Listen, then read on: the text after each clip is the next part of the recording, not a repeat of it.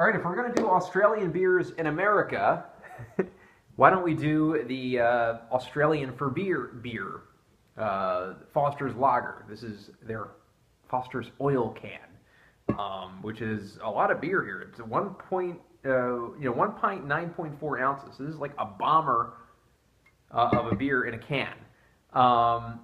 As I mentioned, they marketed it in the U.S. as Australian for beer.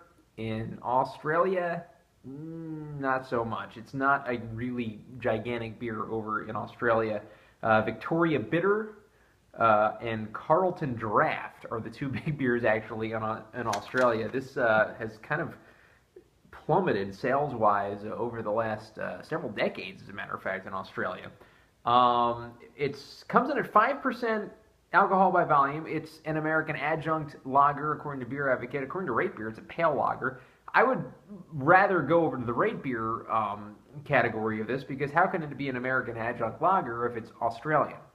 How does that make any sense? 5% in the U.S.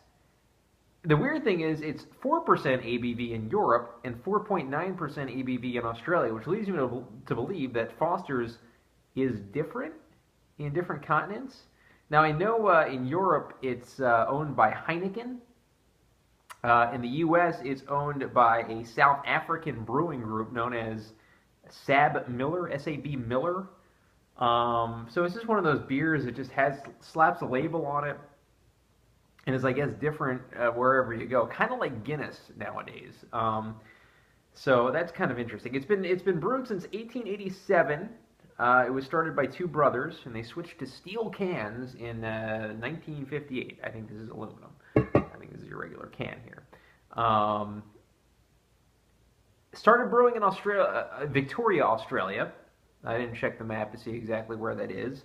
I believe the brothers that came over in 1886, I believe they came over from England, as a matter of fact, and they settled in Melbourne.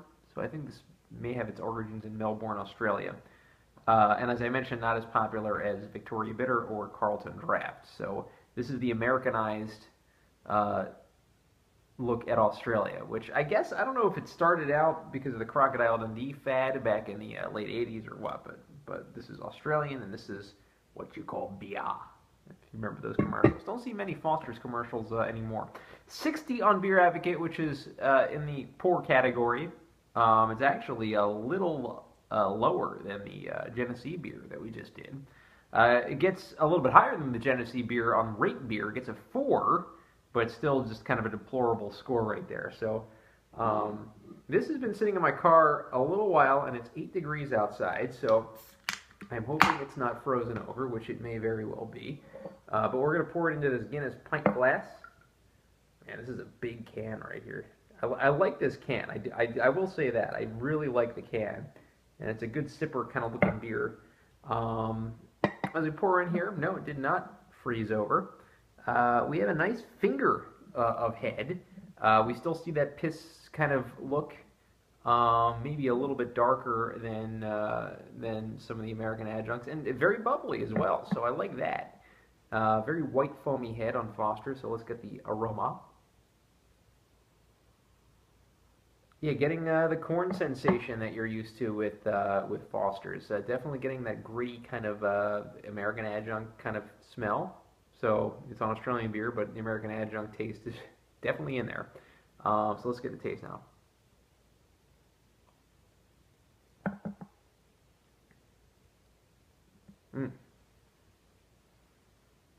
A little bit of a fresher taste, I would say, than the Genesee was. The reason I'm comparing the two is because I just did the Genesee one, and I'm still kind of remembering the taste of that one.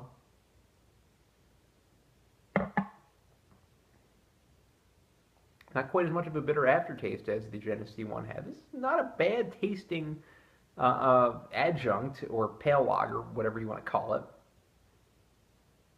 And I'm getting a decent kind of aftertaste on the corn in the back of the throat here.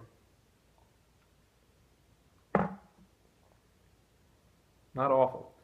Good lawnmower beer. Maybe not quite as light tasting as I like it. It is 5%, so it's not a really bad ABV. It's pretty good actually for an ABV with this kind of beer. Um, so with that said, I'm going to go ahead and give Foster's Lager a 5 out of 10. It's kind of your standard American adjunct slash pale lager, whatever you want to call it. Australian adjunct lager, whatever. It's got the corn kind of taste, and the ingredients, the hops, taste a little bit fresher. I would think maybe they're a little bit higher quality than some of the American adjuncts out there. It's still not, going to blow the world away, obviously. Hasn't done so in the years that it's been around. But solid beer. You know what? I had this on a cruise a couple years ago because literally, like, the cruise had nothing but Miller Lite, Bud Light, whatever. I think they had Boddingtons, but I'm not a huge Boddingtons fan. And I got one of these oil cans, and I was pleasantly satisfied. So, yeah, 5 out of 10 for Foster's Lager. Thank you.